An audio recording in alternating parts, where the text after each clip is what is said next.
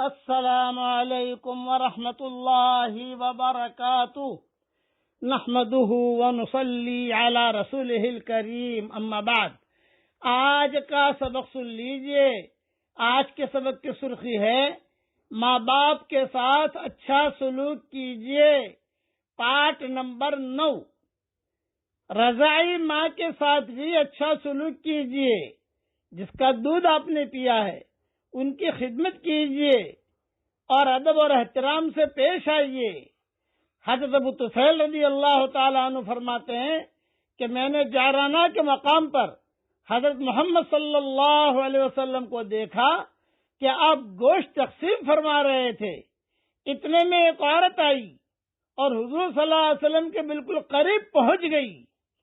سب دیکھنے لگے کہ یہ عورت کون ہے کہ جو سب کے سامنے حضور کے قریب آ کر بیٹھ رہی ہے، کہ حضور کا ادب نہیں کر رہی، حضور کے بالکل قریب جا کر اور بیٹھ رہی، اور بالکل قریب آ کر بیٹھی، روایت میں ہے، اور قریب آ کر پہنچ بھی گئی۔ حضور صلی اللہ علیہ وسلم نے جب دیکھا تو حضور صلی اللہ علیہ وسلم نے ان کے لیے اپنی چادر بچھا دی اور اس پر وہ بیٹھ گئی وہ عورت۔ میں نے لوگوں سے پوچھا کہ یہ کون محترمہ ہے؟ لوگوں نے بتایا کہ یہ حضرت محمد صلی اللہ علیہ وسلم کے وہ ماں ہیں جنہوں نے حضرت محمد صلی اللہ علیہ وسلم کو دودھ پلایا تھا۔ ابو داؤد میں یہ حدیث ہے، اور بعض کتابوں میں یہ بھی لکھا ہے کہ جب مکہ مکرمہ فتح ہوا، فتح ہونے کے بعد سارے کے سارے یعنی مکہ مکرمہ کی چابیاں ہمارے ہاتھ میں آ گئیں اور پورا قبضہ مکہ مکرمہ میں ہو گیا اور اسلامی حکومت قائم ہو گئی۔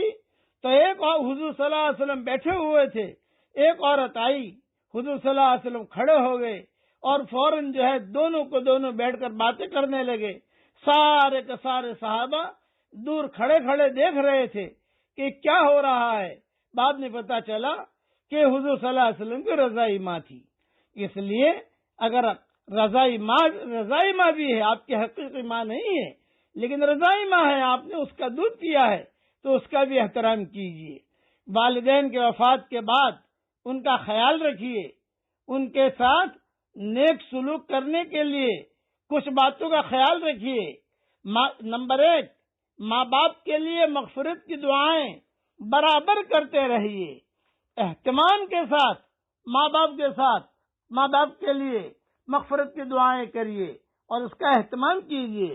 قرآن پاک نے مومنوں کو یہ دعا سکھائی ہے، پڑھ لیجئے میرے ساتھ۔ ربنا اغفر لی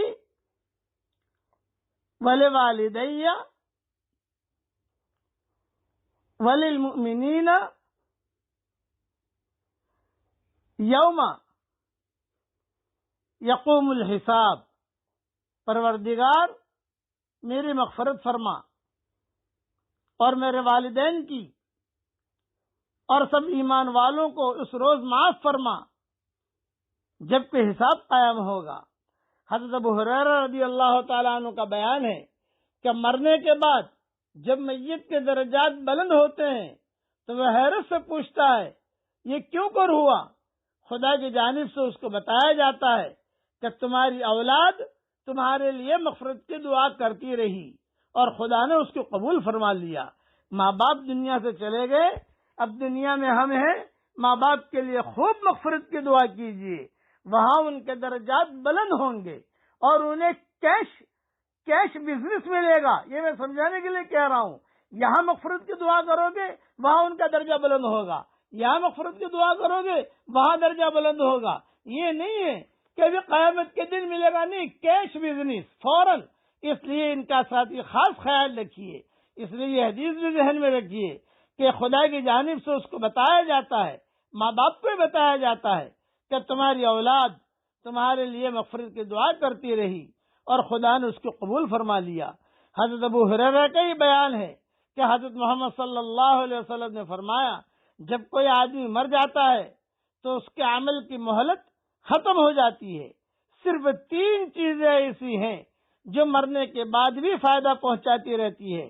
نمبر 1، صدقہ جاریہ، دوسرا اس کا پھیلایا ہوا وہ علم جس سے لوگ فائدہ اٹھائیں، تیسرا وہ صالح اولاد جو اس کے لیے دعائے مغفرت کرتی رہے۔